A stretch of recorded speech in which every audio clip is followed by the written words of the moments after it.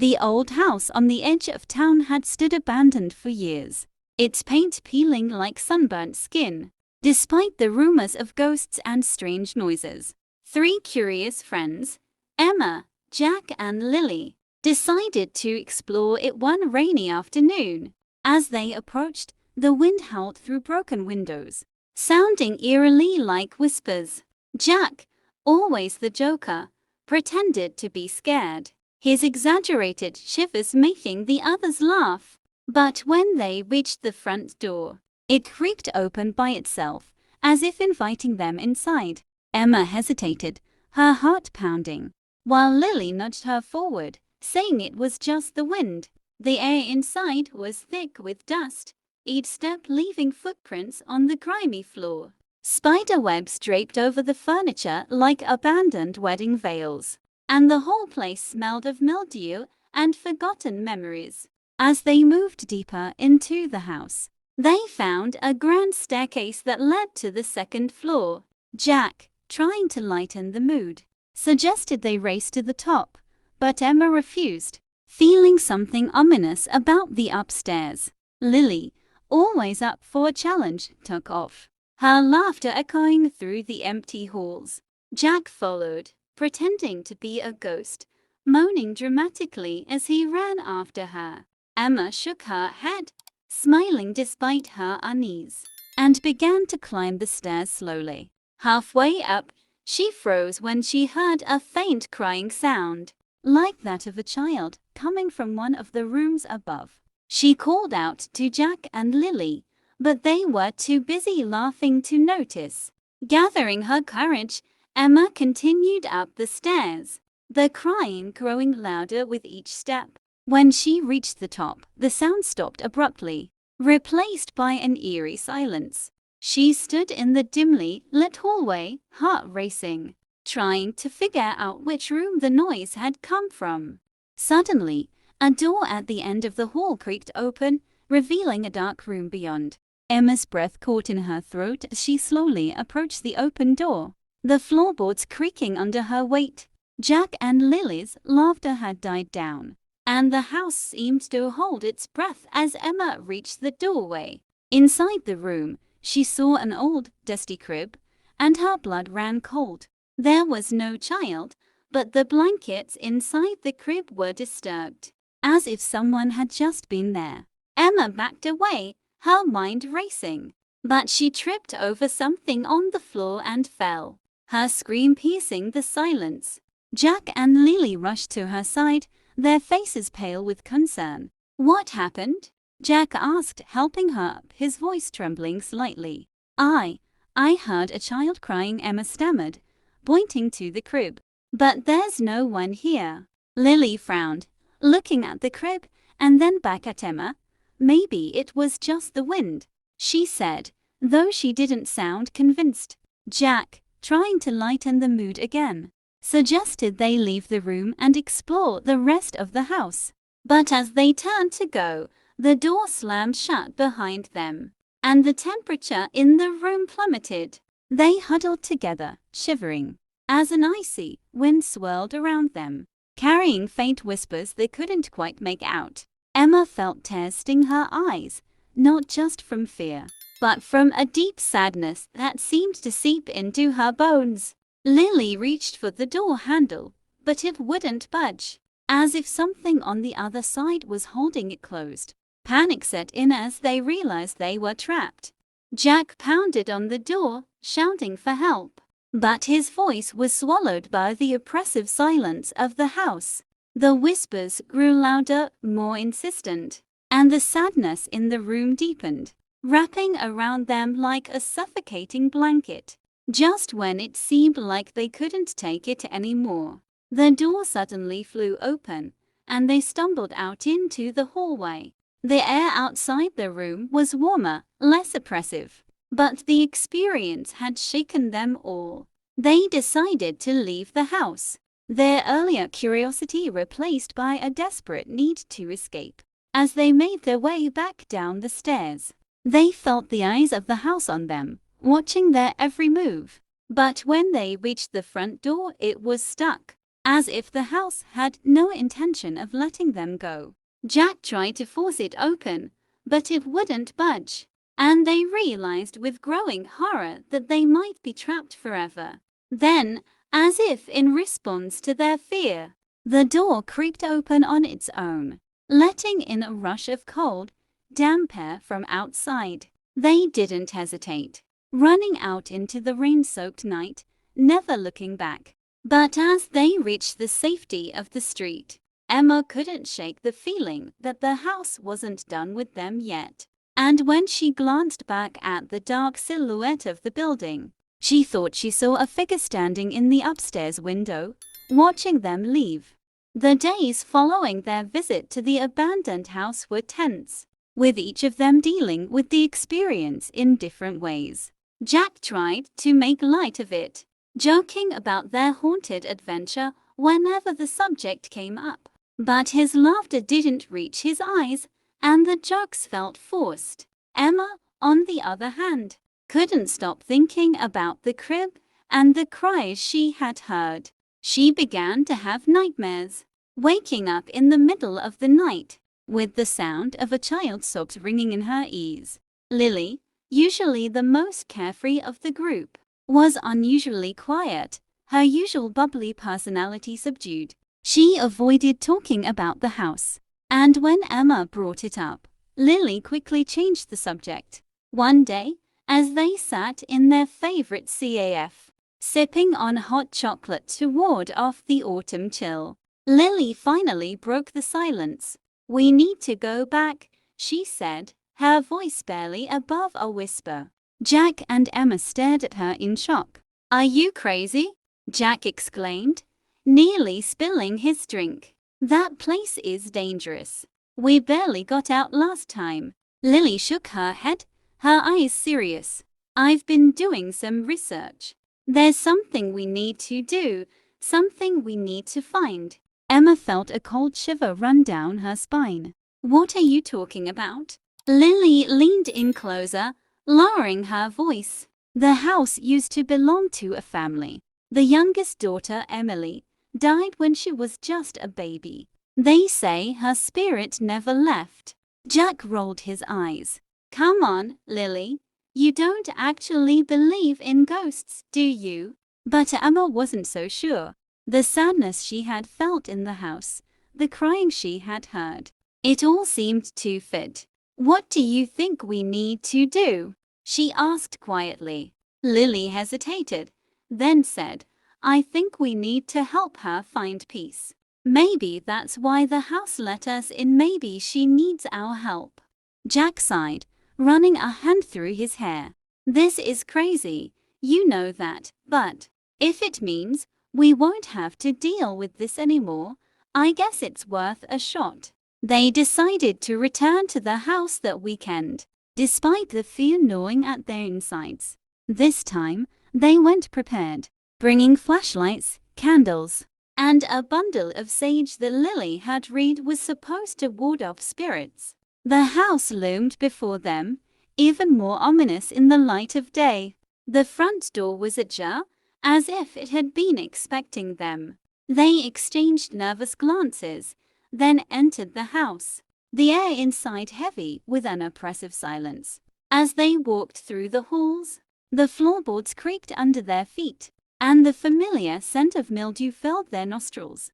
The house seemed to recognize them, its whispers starting up again, though this time they were softer, almost pleading. They made their way back to the room with the crib, their footsteps echoing in the empty hallway. When they reached the door, it was already open, revealing the room bathed in a dim, gray light. Emma hesitated at the threshold, her heart pounding in her chest. "Are we really doing this?" she asked, her voice trembling. Lily nodded, taking out the sage and lighting it. "We have to. If there's even a chance we can help, we have to try." They entered the room, the cold air wrapping around them like a shroud.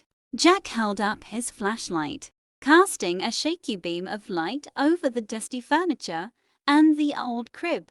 Lily began to walk around the room, waving the sage and muttering a soft incantation.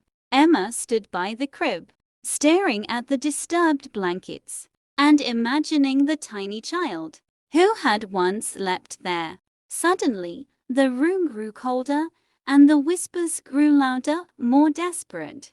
Emma felt tears prick her eyes again, the sadness overwhelming her. "Emily," Lily said softly, her voice filled with compassion. "We're here to help you. We're sorry for what happened to you." The room seemed to hold its breath, the whispers falling silent. Then, slowly, the temperature began to rise, and the oppressive sadness began to lift. Emma felt a strange sense of peace settle over her, as if the house was finally letting go of its grief. The crib seemed less ominous, just a piece of old furniture in a forgotten room. But as they turned to leave, Emma saw something out of the corner of her eye. A faint figure, barely visible, standing by the crib, a young girl with a sweet, sad smile on her face. She blinked, and the figure was gone. But the peace remained, and as they left the house, the door closed softly behind them, as if saying goodbye. A few weeks passed and life began to return to normal for Emma, Jack and Lily. The nightmares stopped, and the oppressive sadness that had followed them after their first visit to the house faded away. But something had changed between them. An unspoken bond formed from their shared experience. They didn't talk about the house, but it was always there, a silent presence in the back of their minds. One evening, as they were hanging out at Jack's place, Lily brought out an old photo album she had found in her attic. "I thought we could use a little distraction," she said with a grin. They flipped through the pages, laughing at old pictures of themselves as kids, awkward school photos, silly Halloween costumes, and family vacations. The tension from the past few weeks seemed to melt away as they reminisced. Then they came across a photo that made them all pause. It was a picture of a little girl with dark hair and big brown eyes, sitting on the porch of a house that looked eerily familiar. Emma stared at the photo, her heart skipping a beat. That looks like the house we went to." Lily frowned, turning the photo over to look at the back. There was no writing, no date, nothing to indicate who the girl was or when the photo was taken. "Do you think?" Jack began, but he didn't finish the sentence, the unspoken question hanging in the air. Lily shrugged, though her eyes were filled with uncertainty. "I don't know. It could just be a coincidence." But Emma wasn't so sure. The resemblance was uncanny, and the more she looked at the photo, the more convinced she became that the little girl was Emily. They spent the rest of the evening speculating about the photo, trying to figure out how it had ended up in Lily's attic. But no matter how much they discussed it, they couldn't come up with a logical explanation. As the night wore on, they finally decided to put the photo away, feeling a strange mixture of unease and acceptance. Maybe it was just a coincidence, or maybe it was something more, something they would never fully understand. The next day, Emma found herself drawn back to the house. She didn't tell Jack or Lily. She just needed to see it one last time to make sure everything was truly over. The house looked the same as it always had, old, decrepit, and abandoned. But as Emma stood in front of it, she felt a sense of peace, as if the house had finally let go of its ghosts. She walked around the property, her footsteps crunching on the overgrown grass. The sun was setting, casting a warm, golden light over the house, making it look almost welcoming. As she stood there, she noticed something on the ground, a small, dusty object half buried in the dirt. She bent down and picked it up, brushing off the dirt to reveal an old, tarnished locket. Emma's heart skipped a beat as she opened the locket, revealing a tiny, faded photo inside. It was the same girl from Lily's photo album, her sweet, sad smile forever captured in the small frame.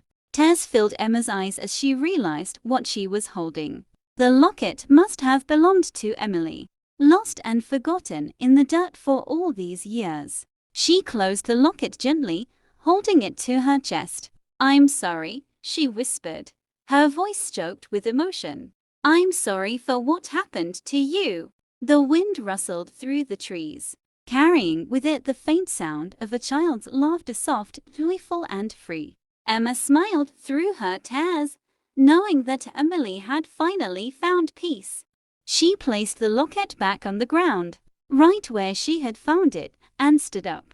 The house seemed to shimmer in the fading light, no longer a place of sadness and fear, but a place of rest. As she walked away, Emma felt lighter, as if a weight had been lifted from her shoulders. She didn't look back at the house. She didn't need to.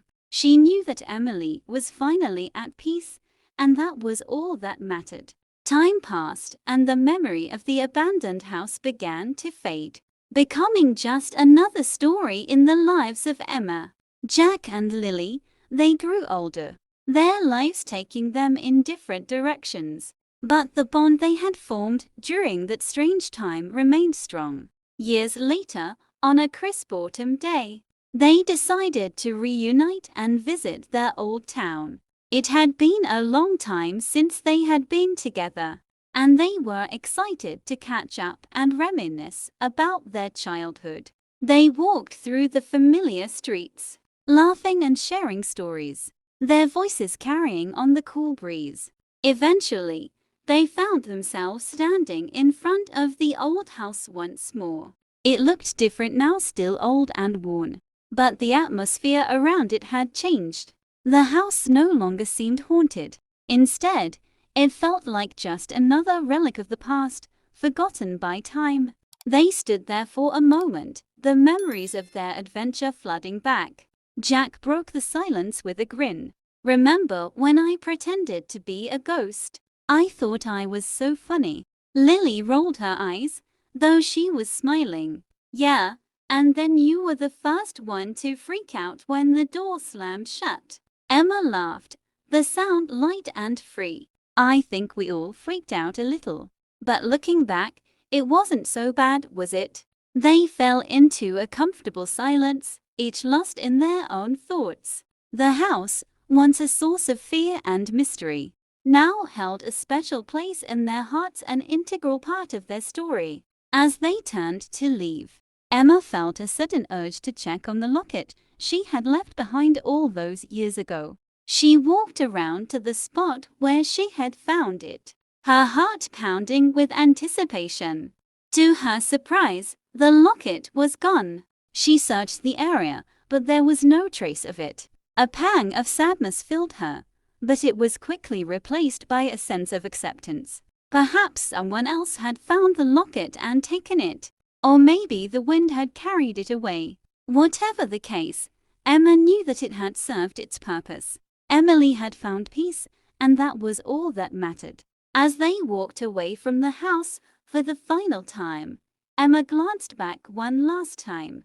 The house stood silently, bathed in the golden light of the setting sun, a monument to the past. And for a brief moment, she thought she saw a faint figure standing in the upstairs window, a young girl with dark hair and a sweet, sad smile. But when she blinked, the figure was gone, leaving only the warm light of the evening sky. They walked away, their laughter echoing through the quiet streets as they made their way back to the present, leaving the past behind. The house, now empty and silent, watched them go, its secrets finally laid to rest.